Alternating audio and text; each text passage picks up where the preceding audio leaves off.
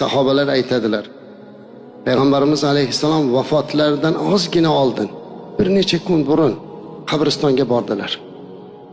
Sahobalarning qabrlarini tez-tez ziyorat qilardilar o'zilar. Ular bilan xuddi tirik odamga salom bergandek salom berardilar. Assalomu alaykum ya ahlul qubur, ahlul diyor, diyorul mu'minin, ey mo'minlar diyori, biz ham sizlarga yetishamiz deyardilar.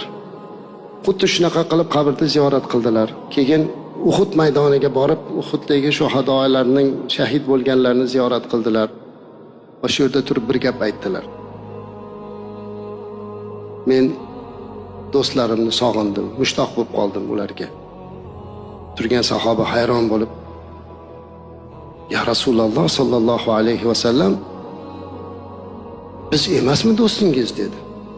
Shunda ularga qarab, "Yo'q, sizlar meni sahobamsizlar. Do'stlaringiz kim? Do'stlarim mendan keyin meni ko'rmasdan meni payg'ambarligimga iymon keltirgan ummatim" dedilar. Siz ham bu sog'inchga yarasha Allohumma solli ala Muhammad dey. Bu Rasulimizning sog'inchlariga javobimiz bo'lsin.